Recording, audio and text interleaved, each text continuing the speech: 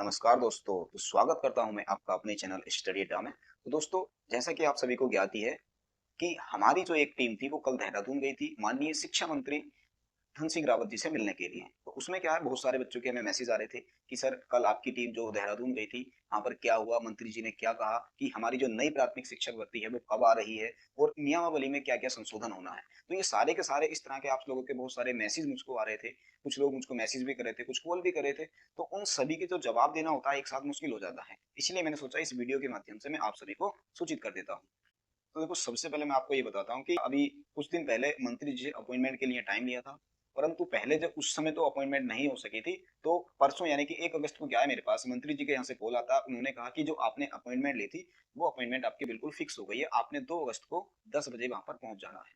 अब इसकी जो जानकारी है, मैंने जो द्विवर्षीय डीएलएड बेरोजगार संगठन के अध्यक्ष हैं, मिस्टर मोहक जी, उनको ये जानकारी दी और मैंने कहा कि आपके जितने भी साथीगण हैं, जितने भी डीएलएड के साथी हैं, आप क्या करें, सभी को सूचित कर दें और 2 अगस्त को सारे के सारे मंत्री जी के आवास पर 10 बजे मॉर्निंग में पहुंच जाएं और उनसे मीटिंग कर लें।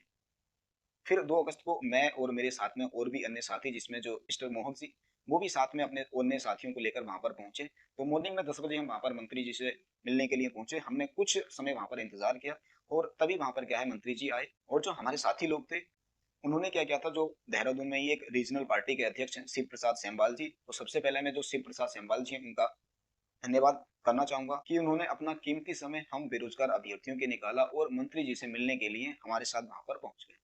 तो जब मंत्री जी आए तो जो शिव प्रसाद सेमवाल जी हैं, वो हमें अपने साथ लेकर मंत्री जी से मिलाने के लिए गए। तो मंत्री जी ने हमारी बातों को बहुत ध्यान से सुना। सबसे पहले जो सेमवाल जी थे, उन्होंने हमारी जो मांगे थी उनको मंत्री जी के सामने रखा और फिर धीरे धीरे हमारे साथ जितने भी अभ्यर्थी गए थे, उन लोगों ने भी मंत्री जी के सामने अपनी समस्याओं को रखा। तो मंत्री जी ने क्या है, हम सभी की समस्याओं को बहुत ध्यान से सुना और ध्यान से सुनने के बाद कहा कि आपकी जितनी भी समस्याएं हैं उनको जल्द से जल्द सोल्व करेंगे। अभी देखो, हमने मंत्री जी से ये क्वेश्चन भी किया कि जो नियमावली में संशोधन होना है ये कब तक हो सकता है और क्या क्या हो सकता है। तो मंत्री जी ने हमें स्पष्ट कह दिया कि आपकी जो नियमावली है अभी सचिवालय में पेंडिंग है और उसमें अभी संशोधन का कार्य चल रहा है।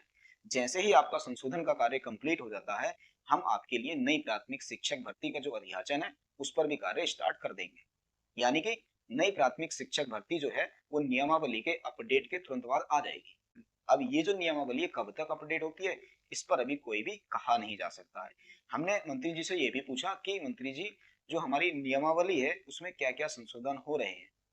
हमने कुछ अपनी राय भी वहां पर दी कि जैसा हमने देखा था कि जो पिछली भर्ती थी उसमें कुछ अभ्यर्थी ऐसे थे जिन्होंने कई कई ज्वाइनिंग लेटर ले लिए थे। यानी कि अगर किसी भी अभ्यर्थी का पहले काउंसलिंग में किसी पहाड़ी क्षेत्र में ज्वाइनिंग मिल जाती है, तो बाद में क्या करते हैं, वो अगली काउंसलिंग में वो मैदानी क्षेत्र में आ सकते हैं। इस तरह से क्या होता है, दो दो तीन तीन सीटें एक एक अभ्यर्थी खराब कर देता है। तो हमने कहा कि थोड़ा इस पर भी विचार किया जाए। तो मंत्री जी ने हमें फुल आश्वासन दिया कि देखिए, पिछली भर्ती के अंदर जो जो भी अनियमितताएं आई थी, चाहे वो किसी भी प्रकार की हो, हमें अच्छे से ज्ञात है।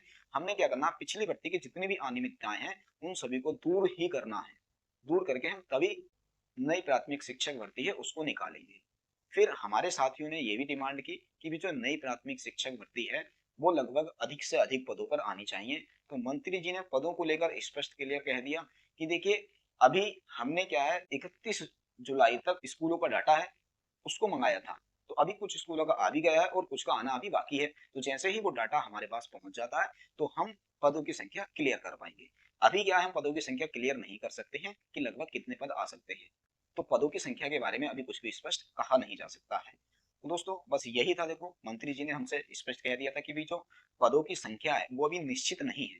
ये तो जब स्कूलों का सभी डाटा आ जाएगा तभी हम आपको निश्चित बता सकते हैं। और जो आपकी नई प्राथमिक शिक्षक भर्ती है उसकी जो आने की उम्मीद रहेगी, जैसे ही नियमावली में संशोधन होता है उसके तुरंत बाद यानी कि कुछ ही दिन में आपकी जो नई प्राथमिक शिक्षक भर्ती है वो आ सकती है। अगर मैं आपको अपनी राय बताऊं तो मुझको तो ऐसा लग रहा है मंत्री जी की बातें सुनने के बाद कि लगभग 1 से 2 महीने के अंदर जो हमारी नई प्राथमिक शिक्षक भर्ती है उसकी आने की पूरी उम्मीद है। ठीक है, तो देखो, इतनी सारी बातें थी, मैंने आपको बता दी हैं। बाकी मैं आप लोगों से फिर से निवेदन करूंगा कि देखिए, मंत्री जी ने जो फेसबुक पर पोस्ट डाली थी कि हमें संवाद से बचना नहीं है, संवाद से बेहतर बनना है, और उसी के तहत हम लोग मंत्री जी से संवाद करने के लिए पहुंचे थे और वहां पर मंत्री जी ने हमसे बहुत अच्छे से संवाद भी किया। तो मेरा आप लोगों से भी यही निवेदन है कि आप लोगों की जितनी भी समस्याएं आती हैं, आप लोगों को क्या करना है, मंत्री जी के जितने भी सोशल मीडिया के अकाउंट हैं, आपने अपनी समस्याओं को वहां पर लिखना है, ज्यादा से ज्यादा वहां पर कमेंट करने हैं। मंत्री जी के फेसबुक अकाउंट पर भी आपने ज्यादा से ज्यादा कमेंट करने हैं, और साथ साथ में अगर आप कर सकते हैं तो उनका जो ट्विटर अकाउंट है आप उस पर भी ज्यादा से ज्यादा कमेंट कर सकते हैं।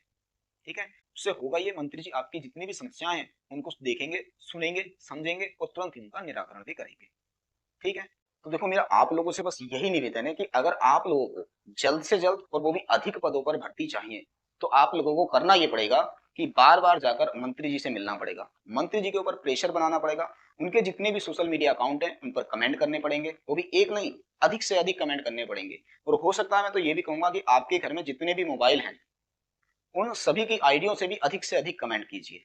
और साथ साथ में आपको बार बार सचिवालय जाना पड़ेगा, निदेशालय जाना पड़ेगा। मैं तो ये भी कहना चाहूंगा कि अगर हो सकता है तो आप देहरादून के अंदर जाकर एक रूम किराए पर ले लीजिए और वहां पर डेली कभी मंत्री जी के पास जाइए, कभी सचिवालय जाइए, कभी निदेशालय जाइए। उस तरह से होगा ये, जैसे ही सरकार के ऊपर हमारा अधिक प्रेशर बनेगा तो जो हमारी नई प्राथमिक शिक्षा भर्ती है वो जल्द से जल्द यानी कि अगस्त माह के लास्ट में या फिर सितंबर माह के अंदर वो भी अधिक से अधिक पदों पर आने की उम्मीद रहेगी। तो अब ये टोटली डिपेंड करेगा आपके ऊपर कि अब आपको ये जो नई प्राथमिक शिक्षा भर्ती है जल्दी लेकर आनी है या फिर बाद कम पदों पर लानी है या अधिक पदों पर, ये टोटली डिपेंड करता है आपके ऊपर। ठीक है फिर, तो बस आज की वीडियो में इतना ही रखते हैं। बाकी वीडियो अगर आपको अच्छी लगी हो तो वीडियो को लाइक करना, अपने दोस्तों को शेयर करना, और हाँ, अगर आप चैनल पर नए हैं तो चैनल को सब्सक्राइब कर लेना। बाकी मिलते हैं फिर बहुत ही जल्द एक नेक्स्ट वीडियो में, तब तक के लिए बेस्ट।